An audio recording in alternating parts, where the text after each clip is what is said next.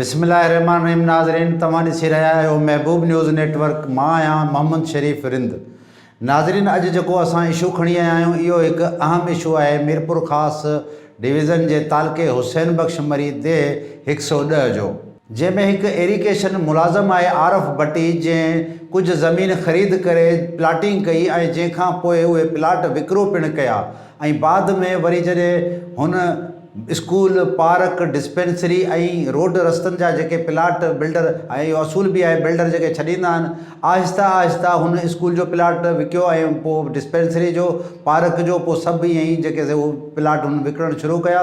जंहिंखां पोइ जेके उते जिन्हनि प्लाट वरिता, जेके उतां जा रहवासी हुया, उन्हनि डिप्टी कमिश्नर मीरपुर ख़ासि खे लिखत में दरख़्वास्त ॾिनी त असां पंहिंजे पैसनि ते ई प्लाट ख़रीद कया आहिनि। जॾहिं त हिन बिल्डर जो चवणु हो त हिननि प्लाटनि ते पार्क बि हूंदो, स्कूल बि हूंदो, रोड बि हूंदा, रस्ता बि हूंदा, पर हिन वक़्तु आहिस्ता आहिस्ता उहे प्लाट ई विकिरो करे रहियो आहे। महिरबानी करे हिन खे पाबंद कयो वञे। जंहिंखां पोइ DC चरबट राजा वारो फ़ैसिलो कंदे उहो खातो आरफ भट्टी खे वापसि जेको सो ॾेई छॾियो। जॾहिं त हींअर जेके उते रहवासी हुया उहे सख़्तु परेशान आहिनि, जिन्हनि पंहिंजा पैसा भरे हुते अजा जोड़िया आहिनि। इन हवाले सां असां सां हिन वक़्तु समाजी अॻुवान मोहम्मद सालेह कोरी लाइन ते मौजूदु आहे। वधीक उनखां तफ़सील मालूम कंदासीं आख़िर इहो माजरो आहे छा।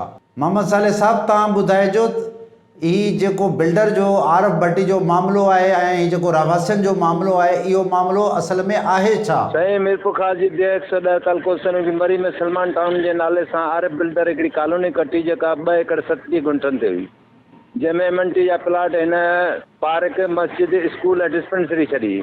पर कुझु वक़्त में हिन डिस्पेंसरी ऐं स्कूल खपाए छॾियो ऐं तरक़ियाती कमु को बि न करायो। तंहिंखां पोइ पार्क खपाइण जी कोशिशि कई त हुनजे लाइ ॻोठाण कॉलोनी जे रिहायतनि पारां मीरपुर ख़ासि जे डिप्टी कमिश्नर खे दरख़्वास्त ॾिनी वई त हिन बिल्डर असां फ्रॉड कयो आहे, जे पोइ हिन न तरक़ियाती कमु करायो न ॾियो। तंहिंखां पोइ असांजो जेको आहे सो ही सॼो सिस्टम विकिरो करे खाई वियो। हाणे पार्क विकिरो करणु चाहे थो।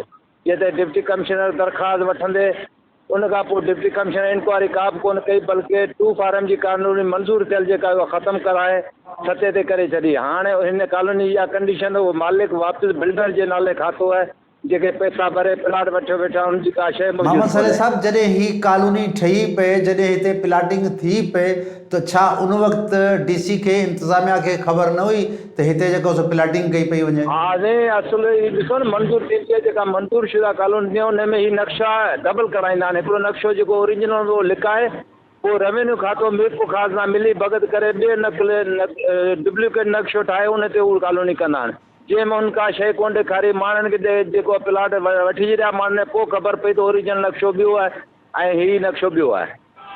त इंतिज़ामिया इहा हिन माना फुल मुलवस आहे हिन शुरू खां वठी। मोहम्मद सालेह साहब, इहो ॿुधाइजो जेको बिल्डर आहे आरफ भट्टी, उहो कंहिं डिपार्टमेंट सां, सरकारी डिपार्टमेंट सां रिलेटेड आहे? हा साईं, हू एरिकेशन मुलाज़िम आहे, पर ड्यूटी कोन थो करे। हू हिते मीरपुर ख़ासि जो सुठो बिल्डर थियो पियो हले, कॉलोनी पियो कटे, पाण जेको क्लार्क आहे पर कॾहिं बि हाज़िरी ते न आहे। हिनजी मूं मालूम मां जेका वरिती आहे त पाण जेको क्लार्क बि ड्यूटी नथो करे। अच्छा सालेह साहब, रहवासियुनि जो हिन वक़्तु जेके प्लाट उते वठियो वेठा आहिनि, उन्हनि जो छा चवणु आहे? उन्हनि जो चवणु इहो त डिप्टी कमिश्नर मीरपुर खां सलामत महिमान सां ज़ुल्म करे छॾियो। भला 2 फारम बहाल हुजे हा त असां कंहिंखे विकिरो करे पंहिंजो हलिया वञूं। हाणे असांजो खातो ई कोन्हे, असीं कब्ज़े ते वेठा आहियूं। डिप्टी कमिश्नर मीरपुर ख़ासि हुन खां पैसा वरिता आहिनि, ॻरी रिश्वत वरिती आहे, इन करे असांजा जे खाता कैंसिल करे हुनजा खाता बहाल कया आहिनि। असां इंसाफ़ कयो वञे, खाता बहाल कया आहिनि। ॿी सूरत में असां कोर्ट ताईं वेंदासीं। मोहम्मद सालेह साहब, इहो ॿुधाइजो त इन मामले ते तव्हां कंहिं बाला ऑफिसर खे लिखत में का शिकायत ॾिनी आहे? जी जी, इन लाइ कमिश्नर खे दरख़्वास्त आहे, डिप्टी कमिश्नर खे दरख़्वास्त आहे, ॿिया जेके बि लाॻापियल इदारा सभिनी दरख़्वास्त ॾिनी। पर मीरपुर ख़ासि में दरख़्वास्त जेके डिप्टी कमिश्नर खे ॾिनियूं थियूं वञनि, उहे रदी टोकरी जे हवाले थिए थियूं वञनि। रिसीविंग कापियूं मौजूदु आहिनि, अॼु ताईं का बि इंक्वायरी न थी। मोहम्मद सालेह साहब, इहो ॿुधाइजो जेके सलमान टाउन में रिहाइश पज़ीर आहिनि, उन्हनि खे हिन वक़्तु कहिड़ियूं कहिड़ियूं बिल्डर पारां सहूलियतूं ॾिनियूं वियूं हुयूं? का बि सहूलियत न आहे, रोड रस्ता न आहे, लाइट पाड़े साइड में जेके कालियूं उन्हनि मां कयूं अथनि। ऐं इन में मज़े जहिड़ी ॻाल्हि, मेन रोड जी 40 फुट इरिगेशन जी ज़मीन अचे थी, जेका बि गैर कानूनी कॉलोनी में गॾे जॾहिं अचे इन कॉलोनी जे अंदरि सहूलियत। अच्छा, इन मामले में मुख़्तियारकार सां तव्हांजी ॻाल्हि ॿोल्हि थी आहे? जी जी, बिल्कुलु थी। जनाब डिप्टी कमिश्नर मीरपुर ख़ासि कैंसिल करे ॾिया, असां छा था करे सघूं? ऐं इन लाइ जेको ॻोठाणा दरख़्वास्त ॾींदा असांखे रिपोर्ट ॾियो त उहा रिपोर्ट ॾियण लाइ बि तयारु कोन आहिनि त छो कैंसिल कई आहे। मोहम्मद साले साहब इहो ॿुधाइजो त अॻिते जेके बि उते प्लाटिंग जा जेके प्लाट वठियो वेठा आहिनि रहवासी आहिनि सलमान टाउन जा, अॻिते जे लाइ उन्हनि जो छा लाइ अमल हूंदो? अॻिते लाइ अमल साईं इहो ई आहे। डिप्टी कमिश्नर वारी दरख़्वास्त नाम में थी कमिश्नर दरख़्वास्त ॾींदा उनजी का रिज़ल्ट निकिती ठीक आहे न त आईंदे कोर्ट में।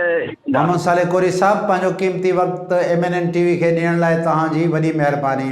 नाज़रीन, हिन वक़्तु असां सां समाजी अॻुवान मोहम्मद साले कोरी मौजूदु हो। हिन जो इहो ई चवणु आहे त एरीगेशन डिपार्टमेंट जो हिकु क्लार्क आहे आरफ भट्टी जे 2 एकड़ 37 गुंटा ज़रई ज़मीन ख़रीद कई, जंहिंखां पोइ उते सलमान टाउन नाले हिकु स्कीम जोड़ी ऐं स्कीम उहा मुकमल फ्रॉड ते ॿधल हुई। स्कीम में हिकु डिस्पेंसरी जो प्लाट हो, हिकु स्कूल जो प्लाट हो, हिकु पार्क जो प्लाट हो, उनखां अलावा रोड रस्तनि जा प्लाट हुया जेके आहिस्ते आहिस्ते हिन खपाइण शुरू कया। त रहवासी जेके हुया जिन्हनि जा प्लाट हुया उन्हनि DC मीरपुर ख़ासि खे लिखत में जेको सो शिकायत जमा कराई, जंहिंखां पोइ DC बजाए उन मुतासिरनि जी मदद करण जे बिल्डर जे हक़ में फ़ैसिलो ॾेई खातो बिल्डर खे ई वापसि करे छॾियो आहे।